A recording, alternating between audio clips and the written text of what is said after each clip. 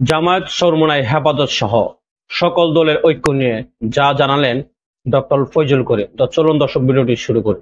আমাদের আলেমদের মধ্যে ঐক্যবদ্ধের যে প্রক্রিয়া চলমান রয়েছে, এই চলমান প্রক্রিয়াকে আজকের ত্বরান্বিত করছেন মুফতি ফয়জুল করিম সাহেব। আল্লাহ পাক তার হায়াতে বারাকা দান করুক। তার নেতৃত্বে বাংলাদেশের সমগ্র মুসলমান এবং ইসলামপন্থী নাগরিকদের ঐক্য আরো সুসংহত হবে, সেই প্রত্যাশা আমি ব্যক্ত করছি। আমি জেনারেল ওয়াকারুজ্জামান সাহেবকে, সেনাবাহিনীকে, নৌবাহিনীকে, বিমান বাহিনীকে ধন্যবাদ জানাই, কারণ তারা নির্লসভাবে আওয়ামী লীগের শত ষড়যন্ত্রের পরেও বাংলাদেশের বর্তমান তত্ত্বাবধায়ক সরকারকে সহযোগিতা করছে। তারা যে সহযোগিতা করছে, এই সহযোগিতাটা আমরা আগামী দিনে সবাই মিলে সম্মিলিতভাবে এই সরকারকে করতে চাই। যতক্ষণ পর্যন্ত এই সরকার স্টেবল একটি রাষ্ট্র ব্যবস্থা কায়েম করতে না পারবে, ততদিন পর্যন্ত আমরা তাদের সাথে থেকে যুব সমাজ তাদের জন্য কাজ করব এবং আগামীর একটি সুন্দর সোনার বাংলাদেশ গঠন করব, সেই প্রত্যাশা ব্যক্ত করছি। বাংলাদেশে যেই বিশিষ্ট ব্যক্তির নেতৃত্বে গত কয়েকদিন আগে বাংলাদেশকে দ্বিতীয়বারের মতো স্বাধীন পেয়েছে, সেই নেতৃত্ব স্থানীয় ব্যক্তির মধ্যে একজন হচ্ছে মুফতি ফয়জুল করিম। আজকে তিনি এখানে উপস্থিত, তার বক্তব্য আমরা শুনবো। আপনারা জানেন, ছাত্র জনতার এই বিপ্লবের মধ্য দিয়ে বাংলাদেশ নতুন করে স্বাধীনতা অর্জন করেছে। এই স্বাধীনতা যে ভোগ করছি, তার উজ্জ্বল দৃষ্টান্ত আমি ডক্টর ফয়জুল। কারণ দীর্ঘ 6 বছর পর্যন্ত ফেসিবাদের কবলের কারণে, অরাজনৈতিক একটি পরিবেশের কারণে, বাংলাদেশের গুম খুন হত্যার কারণে বিদেশে জীবন যাপন করতে হয়েছে। এই প্রথম কোন গোলটেবিল বৈঠকে স্বাধীন বাংলাদেশে উপস্থিত হতে পেরেছি, আল্লাহর দরবারে শুকরিয়া আদায় করছি আলহামদুলিল্লাহ।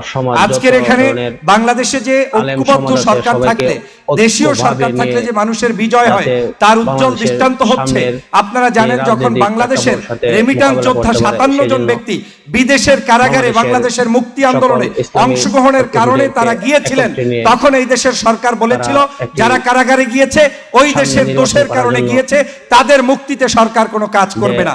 এবং সরকার করে নাই, শেখ হাসিনা করে নাই, এমবাসি করে নাই, বরং যারা অট্টহাসি দিয়েছে। কিন্তু প্রমাণ হয়েছে একটি শক্তিশালী সরকার থাকলে তাদেরকে মুক্ত করা সম্ভব। আমি ডক্টর মোহাম্মদ ইউনূস সাহেবকে ধন্যবাদ জানাই যে তিনি একটা টেলিফোনের মাধ্যমে 57 জন ব্যক্তিকে মুক্ত করে দিয়েছেন। এজন্য আমাদের এই বাংলাদেশের সকল যুব সমাজের পক্ষ থেকে তাকে এবং তার সরকারকে ধন্যবাদ জানাই। আজকে আপনারা জানেন এখানে সিংহভাগ নেতৃবৃন্দ আলেম সমাজ থেকে উপস্থিত হয়েছেন।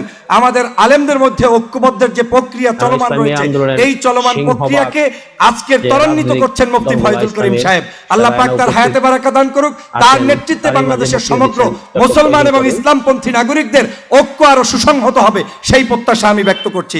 আপনারা জানেন এই মুহূর্তে বাংলাদেশের দেশ গঠন করতে হবে। যদি দেশ গঠন করতে হয়, তাহলে সকলে মিলে যে কথাটি বলেছেন, সেটা হচ্ছে আওয়ামী ফ্যাসিজমের সকল তন্ত্র মন্ত্র ভেঙে চুরে চুরমার করতে হবে। আর যদি সেটা করতে হয়, আমি মনে করি বাংলাদেশের প্রত্যেকটি প্রশাসনে এখন সময় এসেছে আপনাদের মতো আলেম সমাজের মধ্য থেকে, যুব সমাজের মধ্য থেকে, পুলিশ থেকে শুরু করে প্রশাসনের সমগ্র জায়গায় নির্দ্বিধায় তাদেরকে নিয়োগ প্রদান করতে হবে। তাহলেই আপনারা এই বাংলাদেশ 56,000 বর্গ মাইলের এই বাংলাদেশ অবশ্যই সুসংহত থাকবে, নিরাপদে থাকবে, নিরাপদে মানুষ তাদের জীবন যাপন করতে পারবে। অতএব সেই কাজটি আপনারা শত দ্রুত সম্ভব করবেন।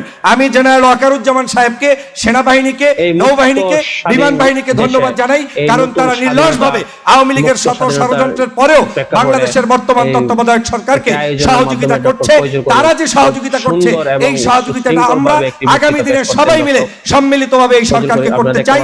যতক্ষণ পর্যন্ত এই সরকার স্টেবল একটি রাষ্ট্র ব্যবস্থা কায়েম করতে না পারবে, ততদিন পর্যন্ত আমরা তাদের সাথে থেকে যুব সমাজ তাদের জন্য কাজ করব এবং আগামীর একটি সুন্দর সোনার বাংলাদেশ গঠন করব, সেই প্রত্যাশা ব্যক্ত করছি।